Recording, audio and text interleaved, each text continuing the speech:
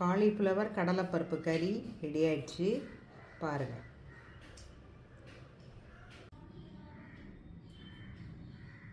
சொல்லுங்கம்மா. காலிஃப்ளவரும் கடலைப்பருப்பும் போட்டு குடல் குழம்பு மாதிரி வைக்க போகிறேம்மா. ஆனால் குடல் கிடையாது, இது வெஜிடேரியன். இப்போ நான் செஞ்சு காமிக்கிறேன். அதுக்கு தேவையான பொருட்களாக நான் காமிக்கிறேன். சொல்லுங்கள். காலிஃப்ளவர் 1 கப்பு, கடலைப்பருப்பு 1/2 கப்பு, தக்காளி 2, சாம்பார் வெங்காயம் ஒரு 10. நம்ம பெரிய வெங்காயம் கூட போட்டுக்கலாம், எது வேணாலும் போட்டுக்கலாம். நான் சின்ன வெங்காயம் போட்டிருக்கேன்.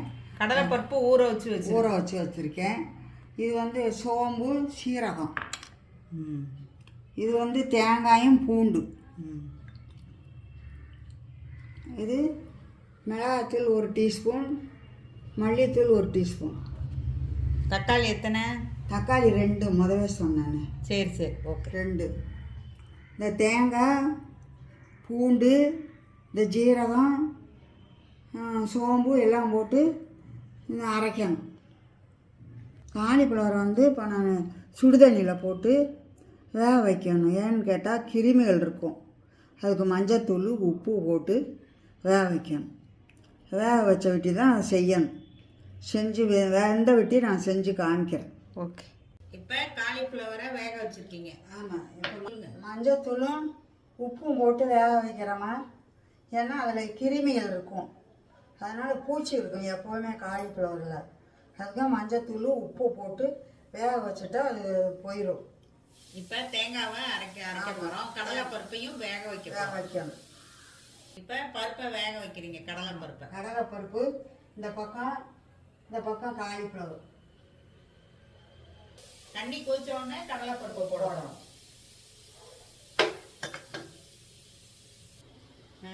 தண்ணி கொதிக்குது. இப்போ நான் இந்த கடலைப்பருப்பை போடுறேன்.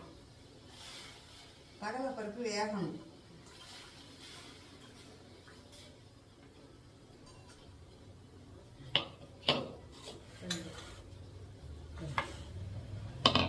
இப்போ தேங்காய், பூண்டு, சோம்பு, சீரகம் இதை போட்டு மிக்சியில் நைஸாக அரைக்கணும்.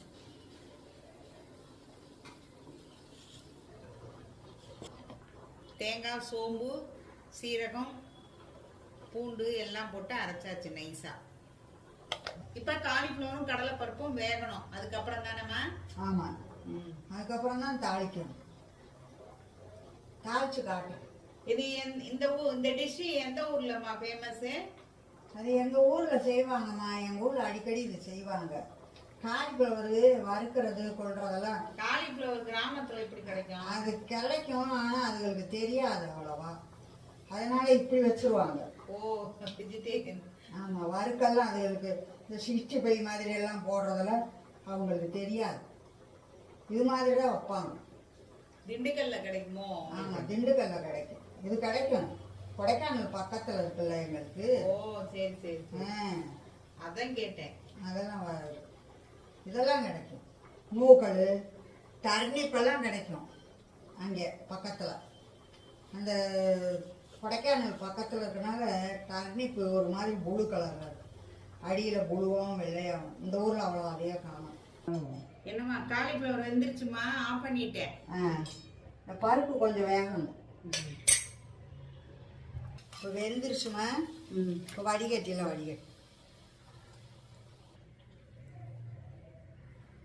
சொல்லுங்க கரெக்டாக. காலிஃப்ளவரு இருங்க. காலிஃப்ளவர் போட்டிருக்கேம்மா.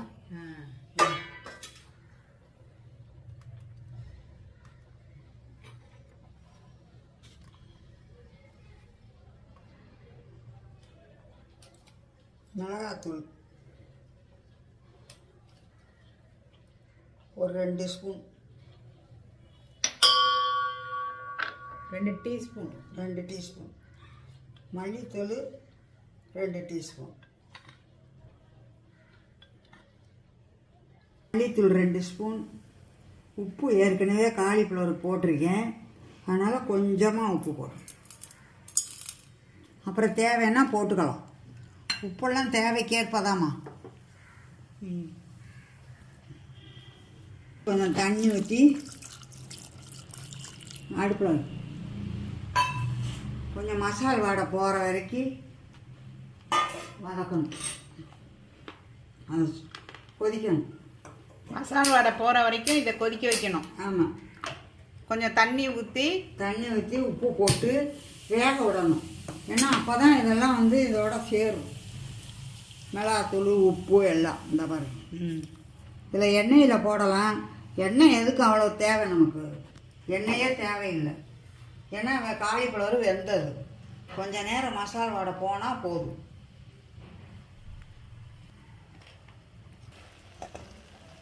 கடலைப்பருப்பு வெந்துருச்சு. இப்போ எடுத்து வைக்கிறேன். அடுத்து தாளிக்க போகிறேன் எல்லாம். இது கொதிக்க ஆரம்பிச்சிருச்சுமா. இந்த காலிஃப்ளவர் தாளிக்க சோம்பு எடுத்து வச்சுருக்கு. இப்போ எண்ணெய் ஊற்றுறோமா? 2 ஸ்பூனா 3 ஸ்பூனா? ஒரு 3 ஸ்பூன் ஊற்றணும். தக்காளி வதங்கணும்ல.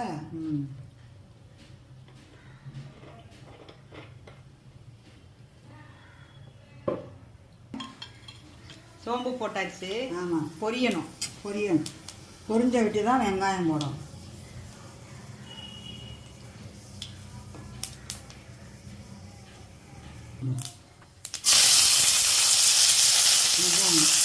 இது பெரிய வெங்காயமாக போட்டுக்கலாம்ல? போட்டுக்கலாம்மா. நான் சாம்பார் வெங்காயம் போடுறேன். உங்களுக்கு இஷ்டம்னா பெரிய வெங்காயம் போட்டுக்கலாம். அதனால ஒன்றும் இல்லை. இதுக்கு இப்போ இஞ்சி பூண்டு பேஸ்ட்டு பட்டை கிராம்பெல்லாம் அதெல்லாம் எதுவுமே இல்லை. அதெல்லாம் எதுவுமே கிடையாது. இப்போ மட்டன்னா அதெல்லாம் போடுவாங்கல்ல? மட்டன்னா அதெல்லாம் போடுவாங்க. நம்ம வெஜிடேரியன் தானே செய்கிறோம். அதுக்கு இதே போதும். வெங்காயம் காஞ்சி வச்சு பாருங்கள். வெங்காயம் ப்ரௌன் ஆகிடுச்சு. தக்காளி போடுறோம்.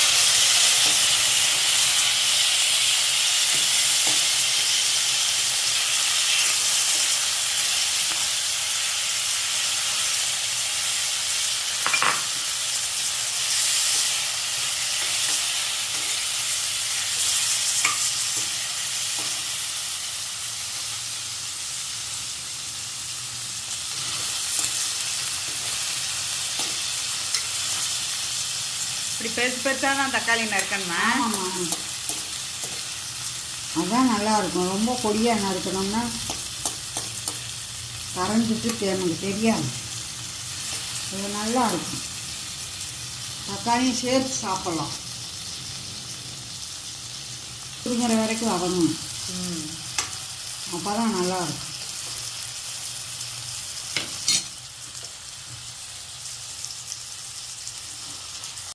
மசாலா வடையெல்லாம் போயிடுச்சுமா. நல்லா வெந்துருச்சு. மல்லித்தூள் எல்லாம் போட்டு வேக வச்சு.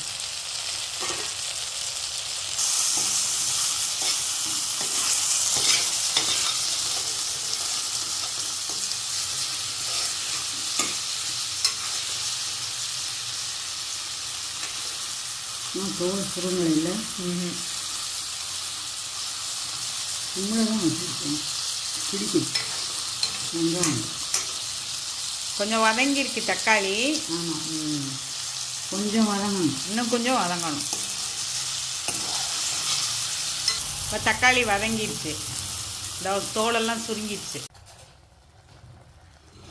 இப்போ வெங்காயம் தக்காளியே இந்த காலிஃப்ளவரோடு சேர்த்தாச்சு.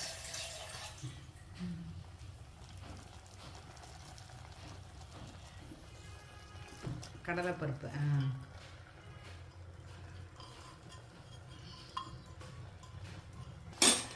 இப்போ எல்லாம் சேர்த்தாச்சு. இப்போ தேங்காய் ஊற்றணும். தேங்காய் நிறையா. கொஞ்சம் தண்ணி ஊற்றிக்கலாமா? அந்த சிம்மில் வச்சு இப்போ ஊற்றியாச்சு.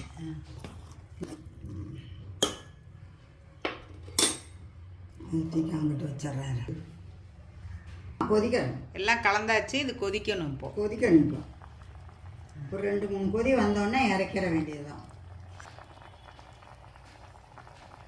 கொதிக்க ஆரம்பிச்சிருச்சு. ஆமாம், கொதிக்க ஆரம்பிச்சிருச்சு. காலிஃப்ளவர் கடலைப்பருப்பு கறி ரெடி ஆயிடுச்சு. அப்புறமா காலிஃப்ளவரு தக்காளி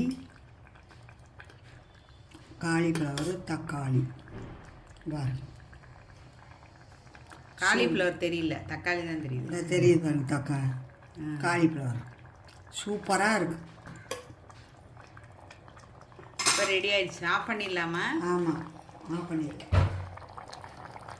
அப்படியே ஆஃப் ஆயிடுச்சு. இப்போ இல்லை சிம்மில் இருக்கு. ஓகே.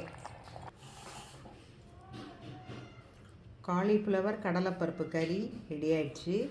பாருங்கள். சேனலை ஷேர் பண்ணுங்கள், லைக் பண்ணுங்கள், சப்ஸ்கிரைப் பண்ணுங்கள்.